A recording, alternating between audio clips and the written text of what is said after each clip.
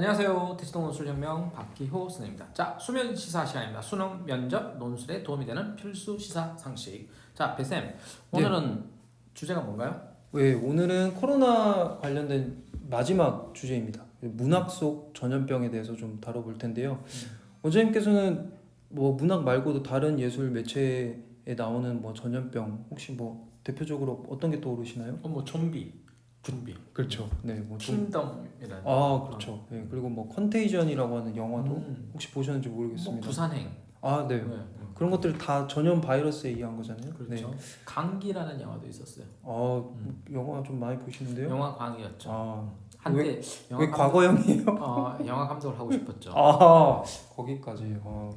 네. 근데 저희가 또 아무래도 또 논술 전문가들 아니겠습니까? 그렇죠. 네. 그래서 조금 더 문학 작품과 관련된 쪽으로 조금 초점을 맞춰서 다뤄볼 텐데 이제 그 중에서도 일단 아무 작품이나 또 다룰 수는 없지 않습니까? 그럼요. 우리 네. 뭐 잡담 뭐 이렇게 뭐 무협지에서 갖고 올 수는 없잖아요. 그렇죠. 그래서 바로 이제 명작 그 중에서도 이제 고전에 대해서 좀 먼저 다뤄보고 구체적으로 대표적인 문학 속 전염병을 다뤄보도록 하겠습니다. 일단 고전 그러면 막 고리타분하고 오래됐고 막 이렇게 생각을 하잖아요. 근데 이제 고전의 정의는 그렇지 않죠, 그죠? 네.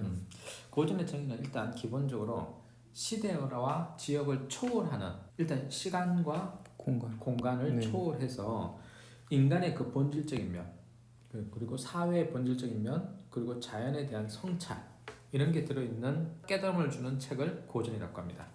그러니까 과거 책이 될 수도 있고 현재 책도 고전이 될 수 있는 거죠.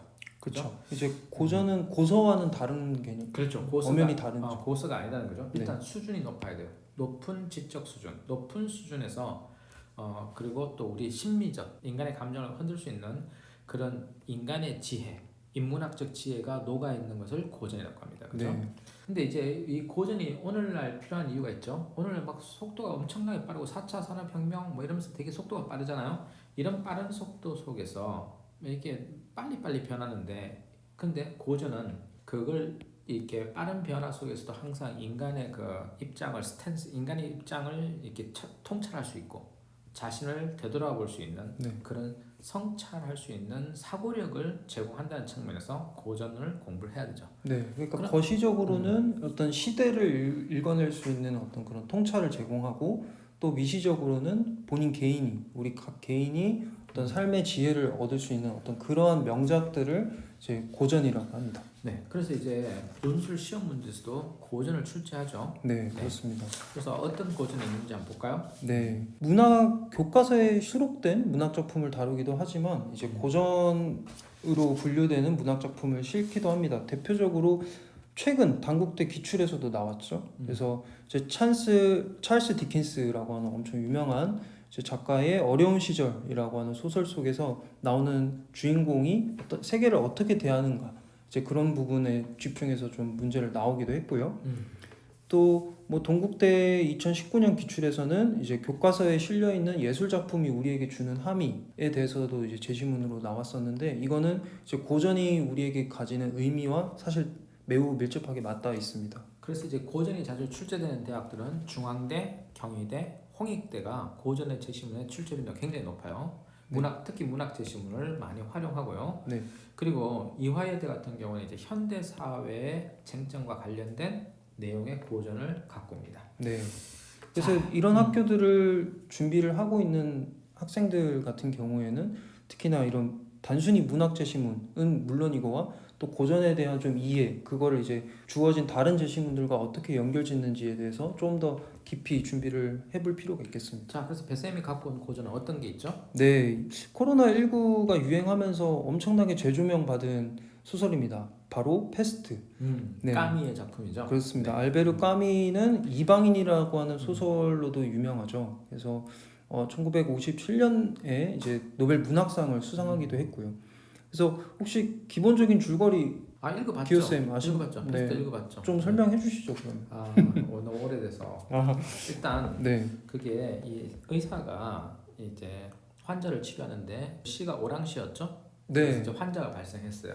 고전에 일단 길거리에서 쥐들이 죽는 장면들을 목격을 그게 했죠? 이제 시작입니다. 근데 이건 첫 시작 장면이고 쥐들이 왜 죽을까 뭐 이런 것들을 목격했고 그리고 이제 기차역 자기 아내가 병을 치료하기 위해서 떠나잖아요.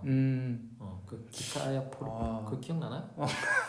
근데 너무 이 디테일한 부분까지 좀 잘 기억하고 계신 것 같은데. 하여튼 뭐 기차역에 떠나는 장면, 그 다음에 그리고 이제 그 환자들이 발생했을 때 그 노력하는 장면들이 나와요. 그러니까 그런 그게 부분들 협업하는 인상 깊죠. 과정들이 보여요. 네. 그래서 그 비상사태가 발생됐을 때 그 도시가 봉쇄되고 하는 거, 그쵸. 오랑시가 봉쇄되죠. 그런 게 때 현재 상황과 막 오버랩되면서 사람들이 이제 패스트 책을 많이 읽었죠 최근에. 네. 그래서 사실 이게 쥐로 시작된 이제 유행된 실제 패스트균도 마찬가지고요. 저희 또 역사 속 전염병 저희가 저번에 패스트 다뤘었으니까 또 참고해 보시면 좋을 것 같고, 그런 것처럼 이 오랑시에 있는 인물 등장 인물들이 정말 그 쥐처럼 도관에 든 쥐처럼 오랑시에 갇히게 됩니다. 이제 그 사람들이 어떻게 고군분투하는지를 다루게 되는 것이 기본적인 줄거리죠. 뭐 거기서 이제 공무원의 역할도 드러나고요. 네. 그리고 묵묵히 환자들을 치료하는 의사의 역할도 드러나고요. 그리고 이제 또 그래서 도망가겠다는 사람들도 있었고, 그렇게 다 다양한 모습을 보이지만 그쵸. 결국 극복해내는 모습을 보여줘요. 네, 그게 이제 일반 평범한 사람들이 이제 연대해서 질병에 저항하는 모습. 그러니까 이제 코로나 상황에서 우리가 연대해서 백신도 공급하면서 연대해서 저항하는 모습과 이제 일맥상통하죠. 그래서 그 패스트의 가장 중요한 장면, 소설의 한 장면, 요게 이제 논술 문제에 나올 수 있는 지문이죠. 그 지문 한번 낭독을 한번 해볼까요? 우리 책 읽어주는 남자 낭독 한번 해보세요. 네. 지그시 눈을 감고 한번 감상해 보겠습니다. 네, 수면에 도움이 되는 수면 시사. 네, 사람들은 저마다 자신 속에 패스트를 지니고 있어요. 왜냐하면 이 세상 그 누구도 패스트 앞에서 무사하지 않으니까요. 그리고 자칫 방심한 순간에 남의 얼굴에 입김을 뿜어서 전염시키지 않도록 끊임없이 조심해야 합니다. 병균은 자연스러운 것이고 그 외의 건강, 청렴, 결백함, 순결함 등은 의지의 수산이에요. 결코 중단되어서는 안 될 의지 말이에요. 가능한 한 방심하지 않는 사람만이 아무도 감염시키지 않아요. 그렇기 위해서는 그만한 의지와 긴장이 필요한 법이죠. 그래요. 패스트 환자가 되는 것은 피곤한 일이지만 패스트 환자가 되지 않으려는 것은 더욱 피곤한 일이에요. 끝났습니다. 네. 일어나시고요. 네. 자, 이제 그 다음에는 뭐가 있나요? 눈먼 자들의 도시. 이건 영화로 만들어졌죠? 네, 영화로도 만들어졌어요. 노벨 문학상을 받은. 교재의 사람이마구의 이제 소설이기도 합니다. 그래서 여기에서 또 유행하는 바이러스는 이제 백색 실명 바이러스입니다. 그래서 감염된 사람들이 다 빛만 보게 되는 거죠. 그래서 아무것도 못 보게 되는 그런 상황인데, 이게 딱 어떤 사람이 이제 남자가 운전을 하는데 갑자기 눈이 멀게 돼요. 그래서 이제 막 도로 한가운데 차가 멈추게 되고, 그리고 이제 이 사람을 막 돕겠다고 나서는 사람들이 있어요. 돕겠다는 사람이 차를 갖고 도망가 버려요. 차를 갖고 도망가다가 자기도 눈이 멀어버려요.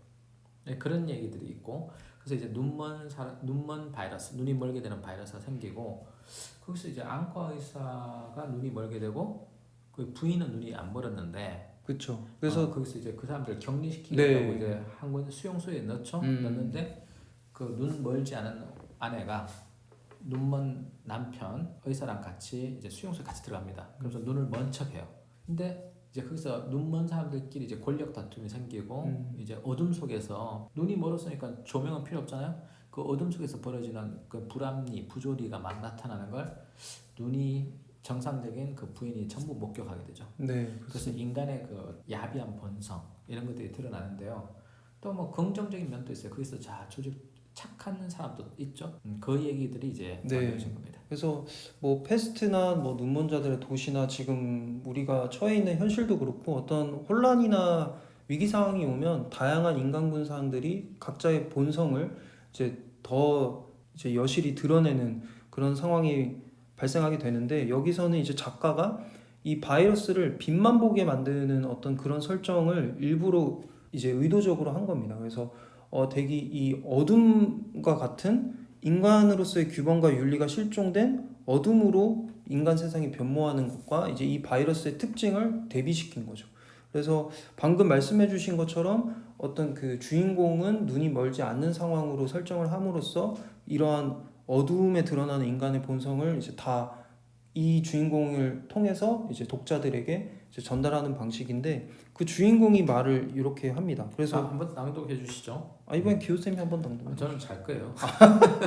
나는 우리가 눈이 멀었다고 다시 보게 된 것이라고 생각하지 않아요. 우리는 처음부터 눈이 멀었고 지금도 눈이 멀었다고 생각해요. 볼 수는 있지만 보지 않은 눈먼 사람들이라는 거죠. 볼 수는 있지만 보지 않는다. 네, 어떤 우리한테 큰 함의를 주는 거죠. 네, 좀 울림이 있네요. 네, 그렇습니다. 오늘은 이렇게 이제 문학 속 전염병을 좀 다루어 봤습니다. 일단 패스트는 그냥 평범한 사람들이 연대해서 질병에 저항하는 과정이 그려져 있는 소설.